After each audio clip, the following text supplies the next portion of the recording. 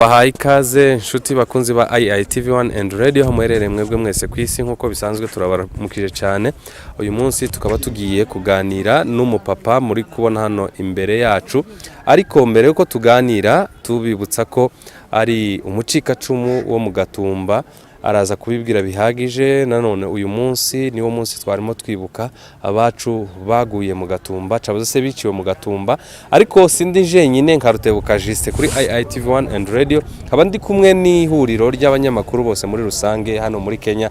Dusaba ngo buri wese agende avuga uwari we ndetse n'ikinyamakuru akorera, hanyuma duhite duhereza ijambo umutumirwa wacu ase nk'utubwira uno munsi uko waruteguye ndetse n'ibikorwa byari biwukubiyemo, uburyo byagenze ndetse n'umumaro bishobora kuba byatanze. Reka dutangire ku ruhande rwanje.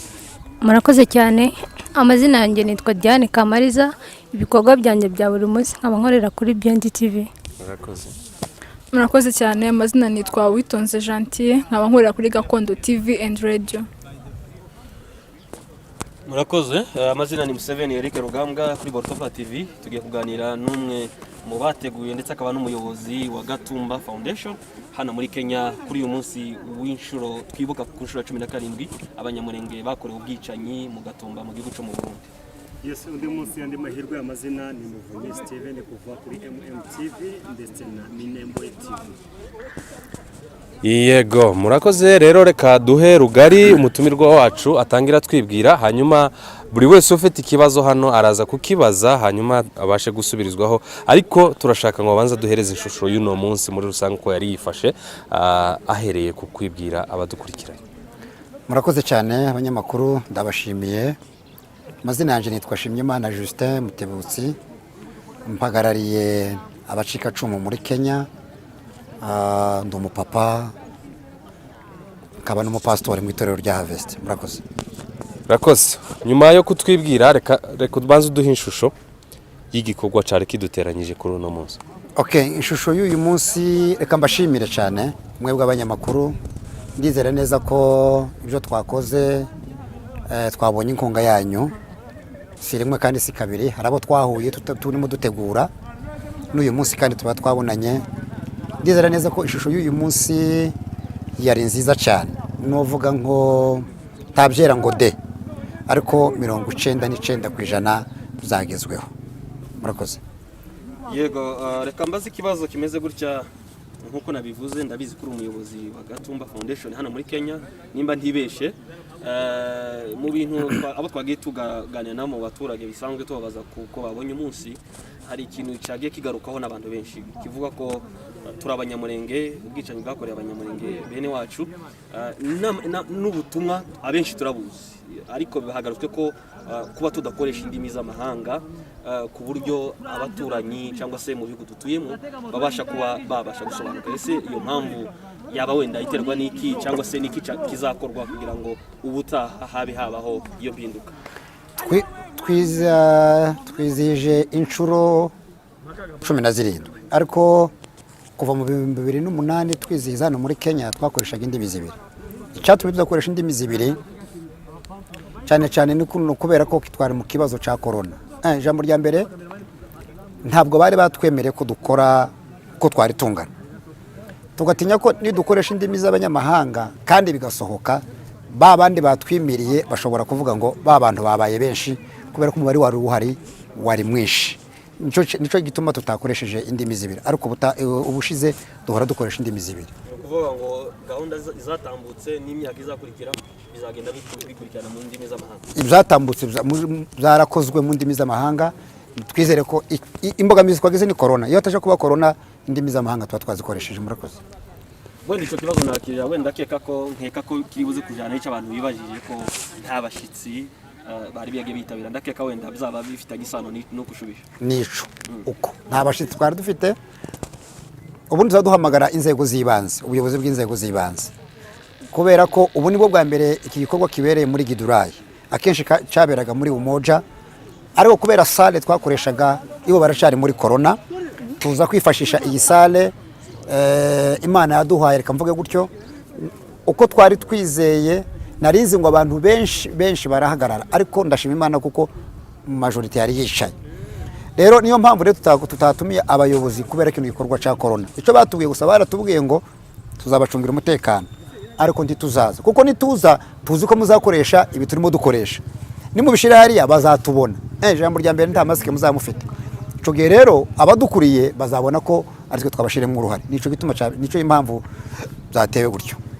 Yego mwijwi rya MMTV ndetse na MINEMBWE TV nje Steven, ikibazo canje nabaza ngo murabona uko buri mwaka tugenda twibuka hagenda habaho umuhango wo kwibuka abiciwe cyangwa se jenoside yakorewe abanyamurenge mu Gatumba. Murabona bizatanga uwuhe musaruro guhora twibuka cyane kuko ubu ngubu ari inshuro ya 17? Ndakeka ko mu Rwanda bibuka bageze mu nshuro ya 20 kugira ngo ababikoze babiryozwe.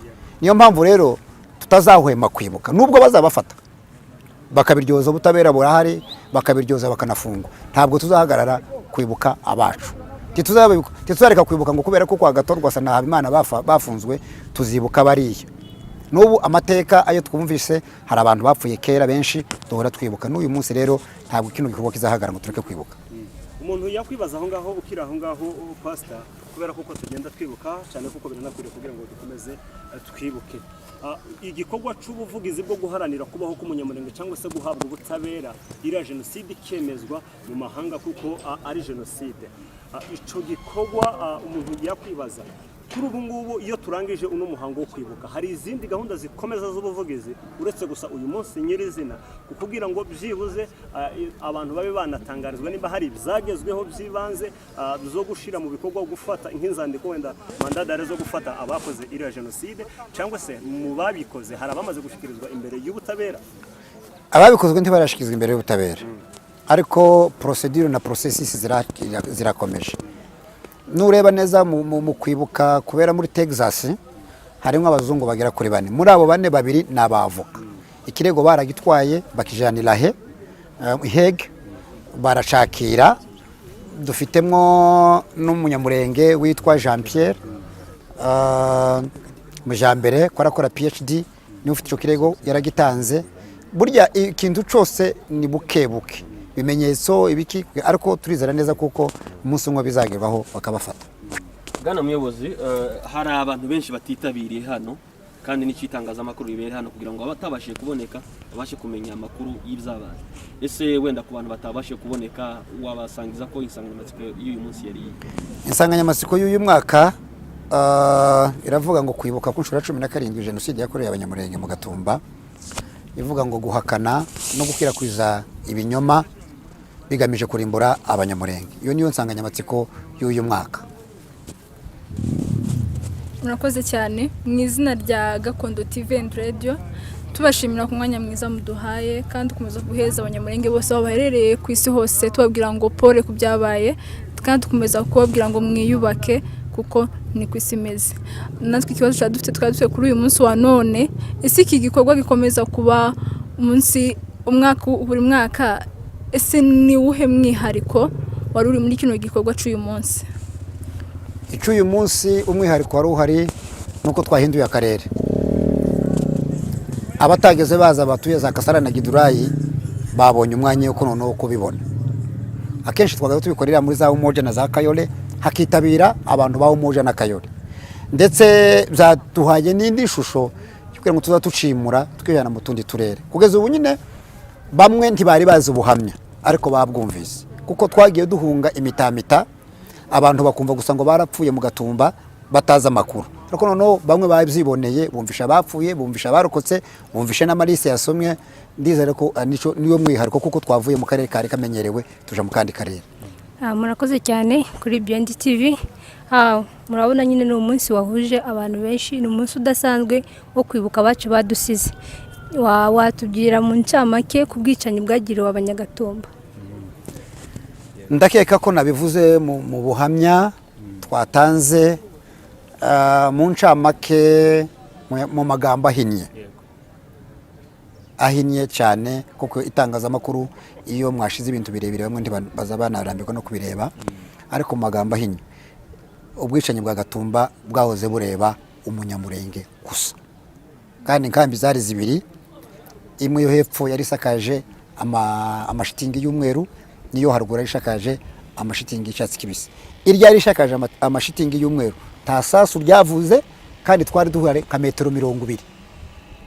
Ni ukuvuga ngo umwihariko nuko bahoze bareba abanyamurenge gusa, niwo wari target. Twabonye umusore watanze ubuhamya, bivugwa ko ashobora kuba ari uwawe, ngira ngo nibyo, n'imfura yanje ahubwo n'imfura yawe. Uriya musore yatanze ubuhamya ageraho avuga ko nyuma yo kuraswa yagize inyota y'amazi, hanyuma uramubwira nti oya ntabwo naguha amazi kugira ngo udapfa, kuko unyoye amazi warashwe uraza gupfa. Ese muri wowe muri uriya mwanya wumvaga umeze ute kuvuga ngo umwana wawe karagusaba amazi uri kubona yarashwe ukayamwima kandi uzi ko yakeneye nk'umubyeyi?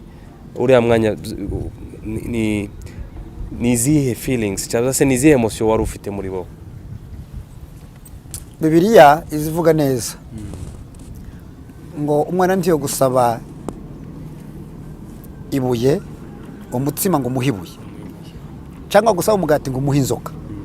No kuvuga ngo icyo umwana asaba agomba kugihabwa muri karakteri z'umwana, kuko umwana iyo asabye se byanga bikunze. Ariko impamvu byari bibabaje aho umwana akubwira ngo mfite inyota, narashwe ko ndava amaraso, papa mpa amazi, ukayamwima kandi ufite uburenganzira bwo kuyamuha utanayabuze ngo uje kuyagura. Ntabwo ari ayacu yo kugura, yari ahari, hari amarobine. Wari umubabaro, nta kuntu wari kuvuga ngo naza mbona ko ninyamuha arava cyane, rimwe na rimwe ashobora no gushukuma akanapfa. Ariko koko byarambabaje cyane.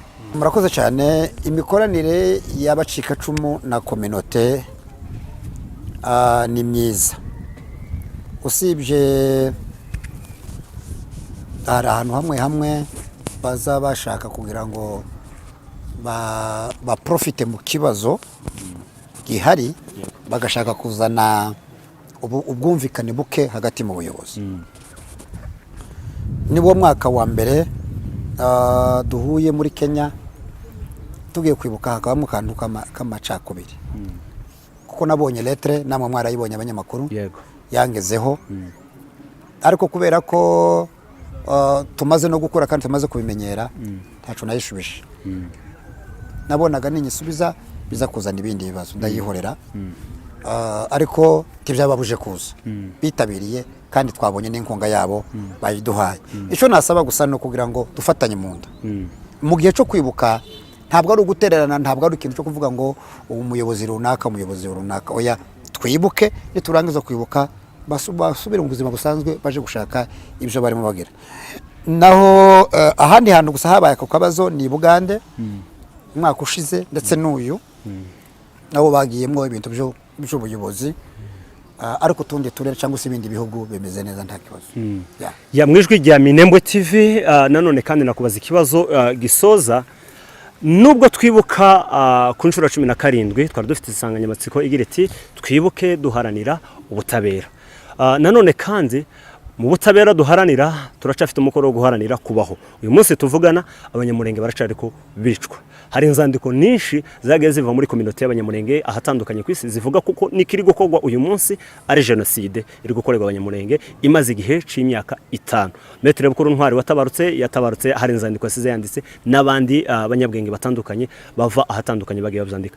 Kuri mwebwe nanone bacikacumu ba Gatumba, nanone kandi mwebwe muzi ububabare kuko twategereye ubuhamya uburyo mwari mwaravanguwe mu myubakire kugeza ku munsi wo gupfa nyirizina. Uyu munsi rero muhujijwe itariki n'abandi bacitse ku icumu uyu munsi muco hagati imuhira. Byo murabivuga hiki? Nanone kandi uradusoreza uduhera n'ijambo ryihumure ku bari imuhira batabonye n'uburyo bwo guhura ngo babashe kwibuka abanyagatumba ku mpamvu z'ubundi bwicanyi n'ubundi bari gukorerwa kuri uyu munsi. Murakoze cyane. Murakoze.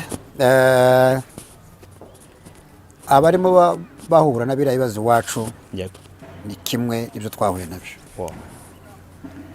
Nubwo igihugu cyacu kirimo intambara, ariko ndizera neza ko umunsi umwe zizahagarara nabo tuzabibuka nk'uko turimo twibuka.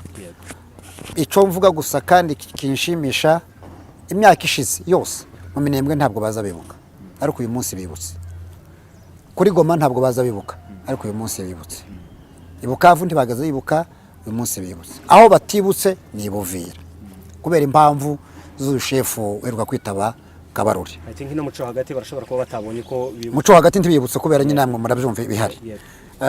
Ariko nimba muri Kongo batangiye kwibuka no kuvuga ngo hari ikintu kigiye kuba, hari ikintu kiri imbere kizatanga inshusho nziza. Ahantu gusabagaza bibuka ni Kinshasa, naho kubera nyine bari abayobozi bari afite go buyobozi kandi bakagira n'abari abasirikare bahari ibo bakibuka. Ariko kuvuga ngo Bukavu na Goma ngo bibuke byagaza bigora, ariko nyine baributse ejo nabohereje amaliste mu Minembwe, nabohereje amaliste nubwo muco hagati harimo intambara zarangira ko twebwe tuzakomeza twibuke n'abandi barimo bapfa iri ya ruguru. No kuvuga ngo turasaba amahanga ubwicanyi cyangwa intambara irimo ibera muri Kongo ni umwaka wa 4. Imihana yarasenyutse, amatungo yacu aranyazwe, abantu barashwiragiye imishwaro, uturere twose nta bantu bakirimo. Turatabaza amahanga badutabare bongere kandi abantu basubire mu mihana yabo bazubake igihugu congere kandi gitekana. Murakoze cyane. Ikibazo cya nyuma buze ko buri munyamakuru agenda avuga ikibazo cya nyuma kugira ngo tugire ikibazo cya nyuma. Murakoze cyane. Ikibazo nakwibariza, ese bivuge ko mwavuye bamwe bavuye muri Kongo bahunze intambara baja mu Gatumba. Ese mushika mu Gatumba babakiriye gute? Mwari mufitanye ubusabane bumeze gute? Mbese byari bimeze bite muri rusange?